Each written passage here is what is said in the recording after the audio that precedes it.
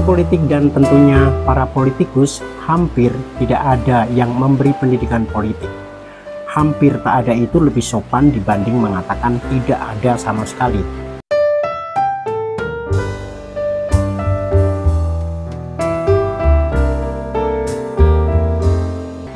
Kalaupun partai mengadakan pendidikan atau sekolah politik hanya untuk kepentingan internal partai itu sendiri, dengan agenda-agenda mereka sendiri yang tentunya proyeksinya adalah bagaimana keuntungan atau kemenangan partai dalam berbagai sistem dan mekanisme demokrasi yang disepakati.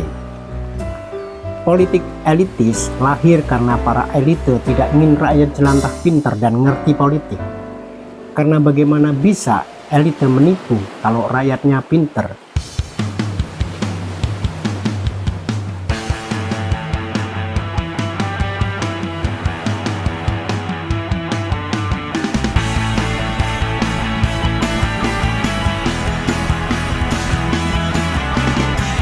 Saudara-saudara sebangsa dan setanah air, sedunia nyata dan dunia maya yang ternyata nyata juga.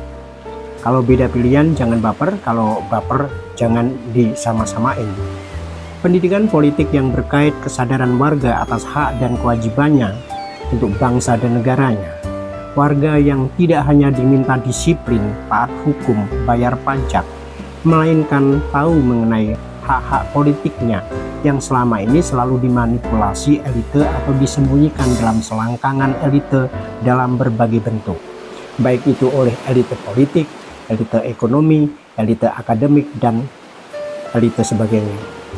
Histeria politik 2014 dan 2019 dengan fenomena Jokowi yang memenuhi girah politik rakyat jelantah kini tampak berbeda, bukan tambah meredup melainkan berbeda. Apalagi setelah kita tahu bahwa ada relawan, terutama korlap atau komandannya, bisa menjadi komisaris dari BUMN, bisa menjadi staf khusus, dirjen, wakil menteri, hingga menteri. Kita ingat dulu dalam Pilpres 2014-2019, benar-benar sukarelawan yang sukarela, menyablon kaos sendiri, bikin bendera dan berbagai atribut sendiri, karena Jokowi adalah kita adalah Jokowi. Jokowi benar-benar personifikasi, cerminan, inspirasi rakyat jelantah, apalagi ketika yang dihadapi adalah bagian dari kekuasaan masa lalu. Kita berada dalam momen yang sangat krusial dan itu membuat bergairah, karena betul-betul mewakili sampai bawah sadar kita. Itu yang membedakan dengan Pilpres 2024 dalam pertarungan politik tanpa ideologi, kecuali ideologi kekuasaan yang kemudian dibungkus menjadi komodifikasi politik atau bahkan terang-terangan komoditas politik. Muncullah politik branding, politik marketing, politik claiming yang selalu beriring dengan politik bullying. Ada influencer, ada buzzer berbayar, lembaga survei abal-abal, pengamat dan analis politik bayaran. Dan karena tanpa perbedaan ideologis yang nyata, nilai keunggulan yang dimunculkan menjadi sangat personal, lebih ke gaya, gimmick, lifestyle, selera, attitude, karakter, diksi, bahkan selera berpakaian, hobi, makanan, minuman, warungan. Koalisi antar partai pun bukan dengan hitung-hitungan nilai, melainkan angka. Bawa apa dan dapat apa, sehingga ketika sampai hari ini tak jelas siapa dengan siapa berkoalisi, karena di dalam siapa itu tak jelas apanya. Ada dua kepentingan pragmatis dalam koalisi, yakni ketika ideologi menjadi ideologistik dan berapa besar angkanya, serta apakah menguntungkan dari sisi electoral threshold. Angka-angka itu lebih mudah untuk membagi dan berbagi power sharing. Berbeda dengan koalisi berdasar apa, yakni ideologi politik yang bersandar pada kepentingan bangsa dan negara. Maka syarat dan ketentuan berlaku adalah soal nilai, kepantasan dan kepatutan.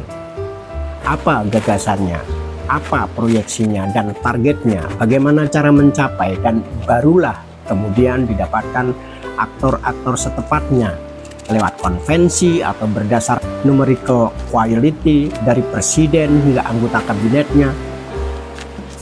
Tanpa hal itu, soal copras-capres ya hanya bergantung pada soal suka dan tidak suka yang benar-benar sangat subjektif. Pendekatan subjektivitas tentu berfokus pada subjek-subjek pelaku. Karena ukurannya tidak jelas, gampang mengundang manipulasi. Dengan claiming and bullying, mistifikasi, glorifikasi, sosialitas, isitas, kompor gas, dan kita melihat efeknya. Ada beberapa kanal podcast yang dibangun para buzzer. Meski semula dengan pilihan sama, kini saling berhadapan, bahkan saling tuding dan saling menyalahkan. Karena media ini lebih banyak dibangun dengan kepentingan tertentu. Kanal podcast di platform YouTube menjadi media efektif untuk memanfaatkan situasi itu. Hampir ciri utamanya adalah kehendak untuk eksploitatif daripada eksploratif. Maka tema pembicaraannya lebih banyak tentang para elite dengan berbagai gimmick dan manuvernya. Tidak ada satupun yang ngomongin kepentingan bangsa dan negara atau apa yang dibutuhkan rakyat hari ini dan ke depan.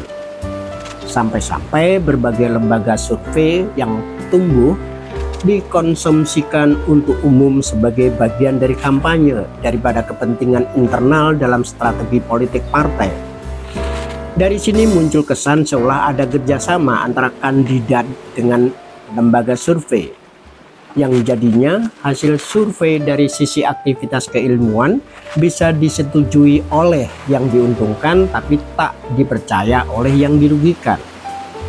Misal pernyataan lembaga survei Indonesia Jayadi Hanan yang menyatakan dipasangkan siapapun Prabowo Subianto akan menang atas Ganjar Pranowo. Jangan ditanya bagaimana kalau Prabowo dipasangkan dengan Ganjar, apakah Ganjar akan kalah atau menang? Untuk pertanyaan iseng ini ada yang bisa menjawab Ganjar kalah karena menyerah dari capres menjadi cawapres. Tapi bagi yang percaya Sunse, di situ kemenangan ada pada Ganjar karena berkait Renstra Rencana Strategis 2045, berkait masa kritis bonus demografi dan seterusnya. Itu kalau kita ngomong dalam skala yang universal. Padahal semua hasil survei atau polling adalah gambaran saat survei atau polling itu diadakan. Itu pun dengan tambahan fakta, beda lembaga survei, beda pula hasilnya, sekalipun dilakukan pada saat yang sama dan mungkin dengan responden yang sama. Jokowi dalam Pilpres 2019 selisih suara dengan Prabowo sebetulnya sangat kecil, tidak lebih dari 5%. Namun di akhir masa jabatan, approval rating Jokowi naik hingga di atas 80%. Perbandingan yang sama akan terjadi pada hasil survei detik ini yang bisa berbeda dengan 5 menit kemudian. Apalagi hasilnya besok pada 14 Februari 2024 dalam pelaksanaan pemungutan suara. Ada banyak faktor penyebab di situ. Sekarang ini biarkan saja para elite itu bermanuver muyer-muyer jungkir balik. Kita mestinya cukup menunggu ketika semua sudah didaftarkan di KPU November mendatang, siapa capres-cawapresnya, baru kemudian kita lihat apa saja kelakuan dan pernyataan para calon hingga hari coblosan. Barulah kita bisa merem mencoblos siapa pilihan kita. Jika kita disarankan untuk ojo dibanding-bandingkan, itu artinya kita harus membanding-bandingkan satu sama lain. Karena kalau sama ya ngapain ngabisin anggaran negara untuk pemilu yang secara kebahasaan artinya pembuat pilu itu. Pembuat pilu bagi siapa? Calon yang kalah atau rakyat yang tertipu? Jadi awas tipu-tipu politik.